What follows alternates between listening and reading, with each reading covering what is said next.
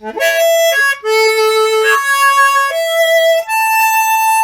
of the things that we've all noticed is President Trump is doing a great job. He's doing everything that he promised he would do. But we're not only seeing resistance from the left, we're also seeing resistance from Republicans, which, of course, is one of the things that, for whatever reason, Republicans seem to do. So there's a lot of candidates who are coming out who are trying to fight against some of these more, well, let's call them what they are, rhinos. And one of those is joining me now. His name is Andy Meehan. He is from the great state of Pennsylvania, running for the 1st Congressional District. I want to bring him on right now. Hey, Andy, welcome to the Don Smith Show. Hey, Don, thanks a lot for having me. I love the intro music. I used to play that song with my rock and roll band back in Philadelphia in the late 80s and early 90s. So it's a great tune to hear to open up the show and the interview. Absolutely, and Ted is such a blast to interview. I've had him on the show about a dozen times, and he just is a great guy, and he does not hold back. He's got a lot in common with President Donald Trump. I want to talk about this. Let's get right into this. What was your motivation for stepping into the race? Because I think we're all sitting here watching not only President Trump get, again, resistance from the left. We expect that. We know that's going to happen. But he's even getting it from members in his own party.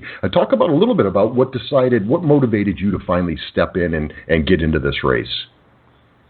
Well, yeah, Don, it's pretty notable that a guy like me who is pretty comfortable in his life and, very established in a financial advisory business would come off of his couch or my bike, whatever I'm doing at the time, to challenge a incumbent Republican congressman for a seat in a big election year like this. But, I was sitting back watching what was going on with Washington and this crazy lurch to the left with the push for socialism and identity politics. And I see our congressman playing patty cake with Nancy Pelosi and the Democrats, acting like a Democrat, voting like a Democrat, and nobody in our own party was standing up or saying anything about it. So I said, you know what?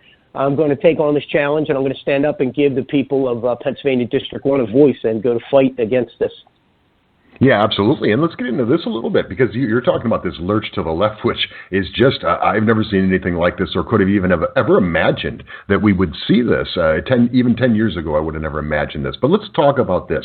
We had, on every other show, he's called Beto. Here we call him just Bob, because that's his name. But he drops out yesterday. Now, here's somebody who's talking about going door to door and taking firearms from people, firearms that he deems to be, too dangerous. And we have a Second Amendment here. So talk a little bit. I want to hear your support for our Second Amendment. And is there in any way you differ from your opponent?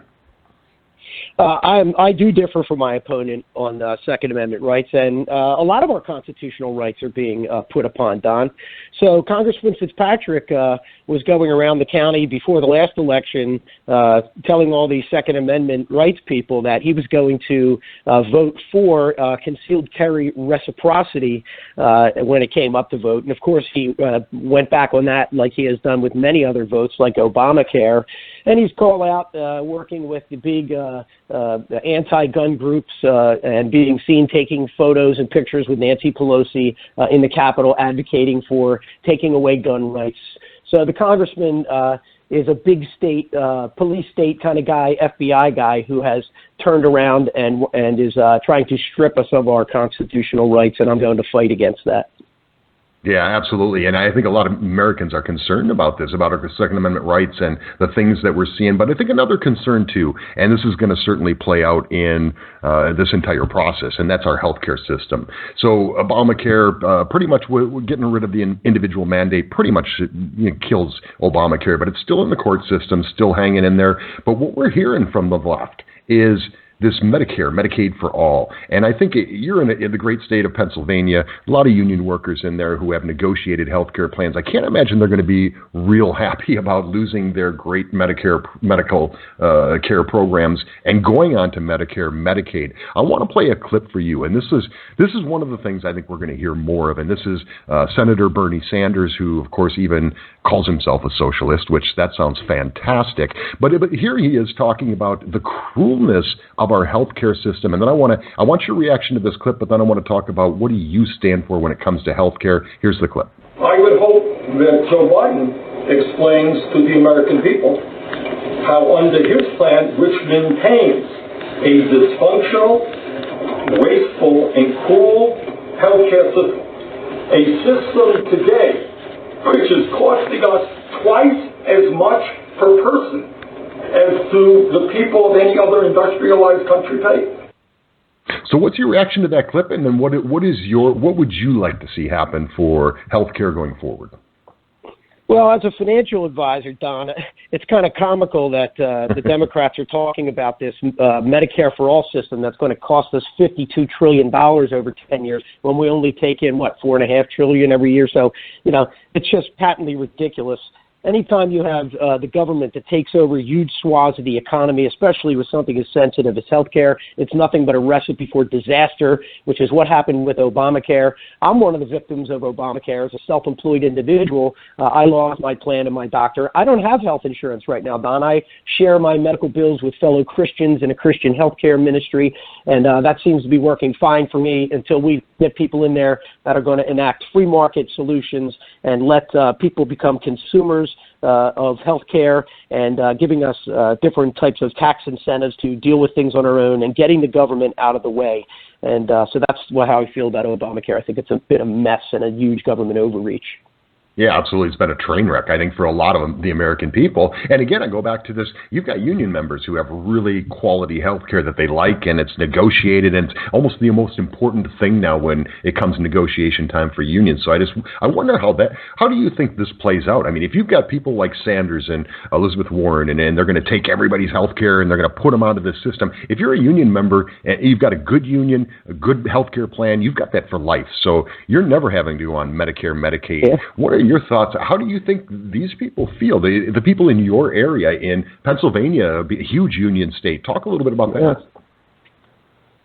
Well, it's not just the people in the area. It's the people in my household, Don. My son is a union member with a local high-voltage electrical testing company, and they have a very nice health plan that they've negotiated through their private union. This is a private transaction between the employers and the union and their employees, and there's no reason that the government should be inserting itself in between what these people have negotiated. We just need them to leave us alone and get out of our private transactions, business transactions. And so this is, I know how the union guys feel about this because they like their health plans that they've negotiated for, that they've paid their union representatives to represent them for and advocate for, and they don't want them taken away, the same as I didn't want my plan taken away before Obamacare was enacted. Yeah, exactly. So let's get into this because one of the big issues, and this was really kind of the whole basis of Donald Trump's campaign in 2016, and it was illegal immigration. He was going to finally do something, stop this flow of people illegally entering our country. He's gotten a lot of resistance. Now, and again, from the left, we expect that, but from his own party, I want to know, what would you do differently than what the Congressman Brian Fitzpatrick is doing right now? What would you do differently to try to support the president when it comes to funding the wall, to changing our immigration system to make it so, it's harder to get in, or, at least we can stop the illegal flow? Yeah, Congressman Fitzpatrick has fought tooth and nail every effort of the president to build a wall. He fought everything. He didn't want one dime out of our budget to go to it. When we had the House, the Senate, and the presidency in 2017 and 2018, we could have got the funding for this wall done. We could have got Obamacare recalled and replaced with something different, hopefully at the state level. We could have gotten a lot of things done, but the Republican rhinos in the government obstructed our agenda, the president's agenda, what we elected him to do, and Brian Fitzpatrick is one of them. He goes down to the border and bemoans that there's overcrowding at these detention facilities, but he himself didn't want to do anything about stopping it in the first place. He just wants to throw billions and billions of our dollars at fixing a problem that he helped create, which is not funding the wall and a secure border. He owns this issue. Yeah, absolutely. And I know one of the things that you're passionate about as well, and I think a lot of my listeners would agree with this, is a lot of places, especially you go out to California and you see all the sanctuary cities. But even on the East Coast, we've got them as well. So we see these sanctuary cities where basically lawlessness becomes legal. I don't know how else to explain it. Talk a little bit about how you feel about sanctuary policies, and is this something you would fight against in your local area if they tried to implement this? Yes, I did. I will fight against it in my area. In fact, we're having a memorial service for Sis Davis, who is Bucks County's own Kate Steinle, in the coming weeks. And Sis Davis was run down on Route 611 in Warrington by an illegal immigrant drunk driver who should have been deported twice before, but through whatever means, the rules and the laws were not enforced, and he was allowed to stay in the country. And as a result, this poor woman was run down. Her daughter had to sell her home. They still don't have any answers about why this guy wasn't deported, where he was working under the table, et cetera, et cetera, et cetera. So again, it's like there's a two-tier justice system. If you're Hillary Clinton or one of these connected bureaucrats or politicians in Washington or an illegal immigrant, you get special treatment under the law. But us average Joes like Andy Meehan and Don Smith, we do something wrong, we're going down. So it's a two-tier justice system. It's getting away from our constitutional republic. It's threatening to tear the republic apart if we don't have justice for these people that have targeted President Trump, that Fitzpatrick has enabled. His mentor, James Comey, and Robert Mueller, he'll still crowing off about the Mueller investigation, how it was nonpartisan and this and that. He's completely oblivious. We haven't figured out if Fitzpatrick is Inspector Clouseau, who's just oblivious to all the crime going on around him, or is he like Agent Peter Strzok, where he's kind of involved in it and pushing it along? So the jury's out on Congressman Fitzpatrick on whether or not he's one of those two, but it's one or the other. Yeah, exactly. And you mentioned a two-tiered justice system. I want to talk about this a little bit. Last question for you. When it comes to two-tiered systems, we also see that in the media. And I think this is one of the problems. People have a problem right now, especially real conservatives, which is pretty much our audience here.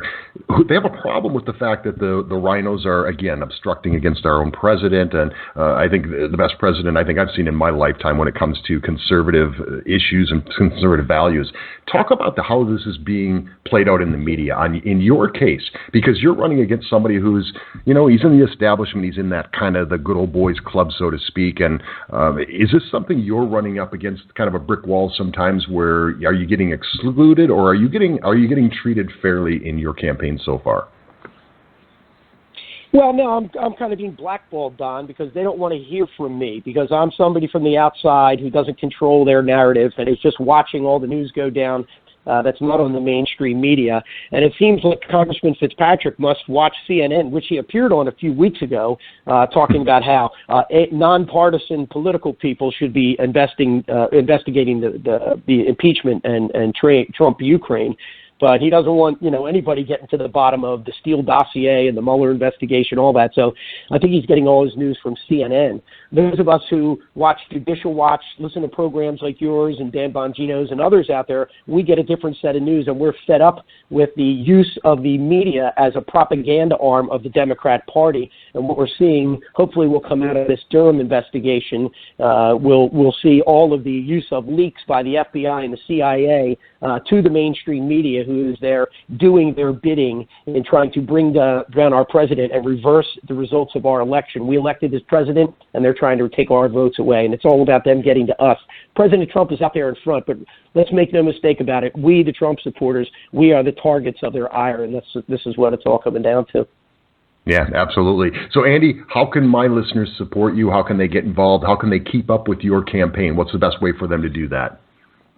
Well, thanks, Don. My opponent has a big sack of cash that he has accumulated from special interest and donors out of the district. I've raised more money in my district than he has, even though he has over $1 million, and I have under $20,000 in my bank account. So they can go to my website, which is Meehan, that's MEEHAN, 2020.com, and hit the contribute button. And we'd love to get grassroots people and people who want to support our campaign to come and help us out. We're fighting a good fight here, and we need to get people to support us so that I can buy signs and advertisements and fight back against the smears that I anticipate coming my way in the coming months as I make traction and headway against the congressman. Absolutely. This is Andy Meehan. He is running for the 1st Congressional District in the great state of Pennsylvania, Philadelphia area. Check it out, Meehan.com. Andy, thank you so much for your time today. Meehan2020.com, Don. All right, there you go, Meehan2020.com. Andy, thanks for your time today, and let's get you back on and get an update on your campaign as we move forward. Anytime, Don. Thanks. All right, thank you. Andy Meehan, so it's Meehan2020.com. Check it out. Help this guy out. This is what the president needs. He needs some people who are going to fight for him, who are going to stand with him. And just think about this. You look at what Barack Obama did in 8 years, which is really minimal. I mean, come on. And don't get me wrong, we're very, very fortunate that he didn't do more, because he could have done a lot, especially there at the very beginning when he had periods of time where he had a supermajority in the Senate and, of course, controlled the House as well and the presidency. So think about what this president could get done if we had true fighters standing with him. But instead, we've got the Flakes and the Romneys, and we had the McCain there for a while as well. And so, yeah, the rhino time is over. And you watch how the left is lurching to the left, and that was mentioned in the interview here. I'm not saying so much that we need to lurch to the right, but I think the day of the rhino, we're not going to win anything with the rhinos. So that's the bottom line. People that want to curry favor with the left, because, they're going to talk nice. Remember John McCain? He was always the reasonable Republican, which, of course, now that's Mitt Romney. He's the reasonable Republican. They like to use that, but never forget what they did to John McCain when he was the presidential candidate, what they did to Mitt Romney when he was the presidential candidate. So they love you until you become the main target, and then they destroy you. That's what the left does. It's all they do. We see them do it time and time again.